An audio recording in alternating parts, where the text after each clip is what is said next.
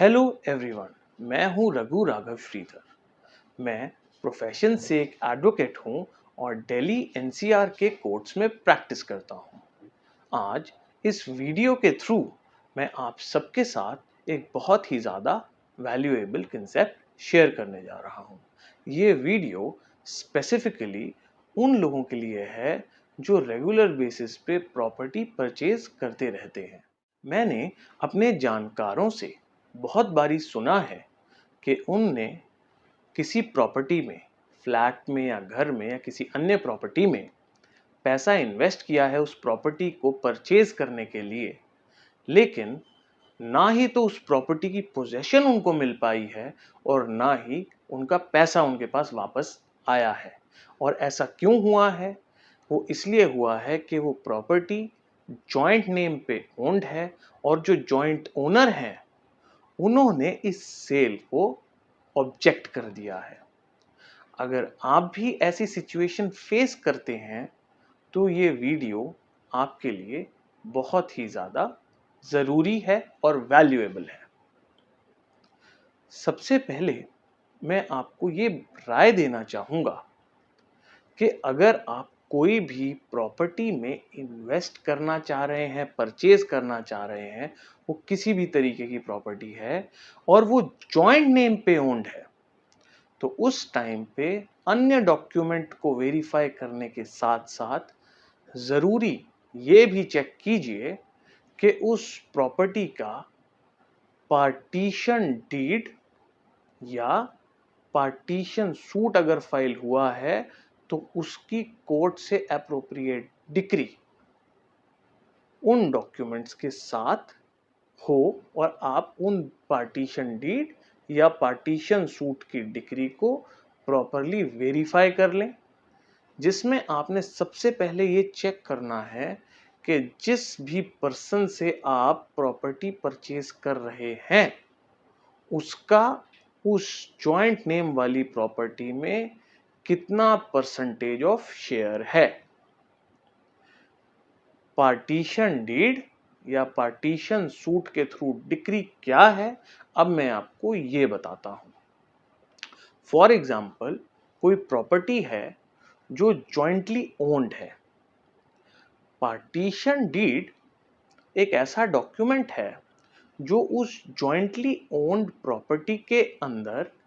Individual ownership rights of individual owner mention करता है। For example, एक प्रॉपर्टी है जो ए एंड बी के जॉइंट नेम पे है, यानी कि ए एंड बी उस प्रॉपर्टी को जॉइंटली ओन करते हैं। तो ऐसी सिचुएशन में जो पार्टीशन डीड है वो ये मेंशन करेगी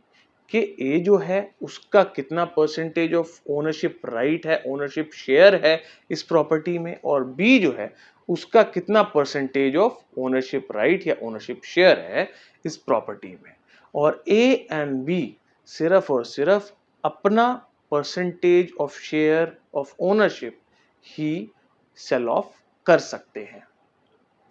जहां पे ए एंड बी किसी स्पेसिफिक नतीजे पे नहीं आ पाते कि उनका कितना परसेंटेज ऑफ शेयर है इस प्रॉपर्टी में,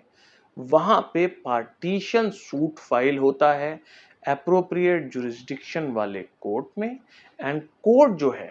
वो डिसाइड करता है कि ए एंड बी के पास कितना percentage of share of ownership of that specific property जाना चाहिए।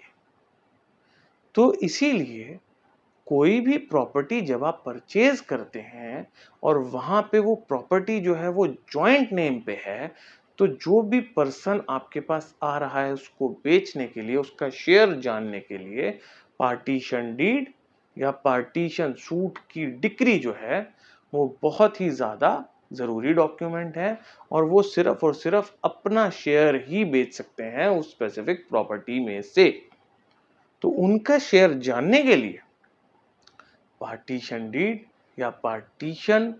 सूट से आई हुई डिक्री आप जरूर चेक करें। अब मैं आपको लीगल रेमेडी देना चाहूंगा कि जिन लोगों ने ऐसी प्रॉपर्टी में इन्वेस्ट कर लिया है जहां पे ना ही तो पार्टीशन डीड है और ना ही पार्टीशन सूट फाइल हुआ है, और जो उनकी प्रॉपर्टी जहाँ पे उन्होंने परचेज किया है वहाँ पे वो पैसा फंस गया है, ना ही तो वो पैसा आ रहा है और ना ही पोजेशन आ रही है। ऐसी सिचुएशन में सबसे पहले मैं ये पूछना चाहूंगा आपसे, या आपको खुद वेरीफाई करना चाहिए कि अगर आपने एग्रीमेंट टू सेल एग्जीक्यूट कर दिया है तो सबसे पहले आपको स्पेसिफिक परफॉर्मेंस ऑफ कॉन्ट्रैक्ट का एक केस फाइल करना चाहिए,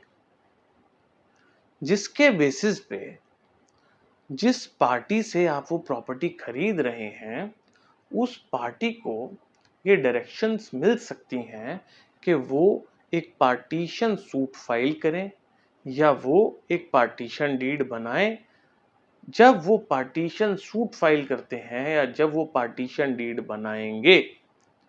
उसके बेसिस पे आपको आपके नाम पे सेल डीड रजिस्टर हो सकती है, और जब सेल डीड आपके नाम पे रजिस्टर हो जाती है तब आप उस स्पेसिफिक प्रॉपर्टी की पोजेशन ले सकते हैं। फॉर एग्जाम्पल, एक प्रॉपर्टी है जो जॉइंटली ओन्ड है बी एंड सी के नाम पे। ये एक 100 गज की प्रॉपर्टी है। ए जो है वो इंटरेस्टेड हैं इस प्रॉपर्टी में से 50% शेयर खरीदने में। बी जो है वो भी अपना शेयर इस प्रॉपर्टी में से बेचना चाहते हैं, लेकिन इस प्रॉपर्टी की अभी तक पार्टीशन डीड नहीं बनी है। तो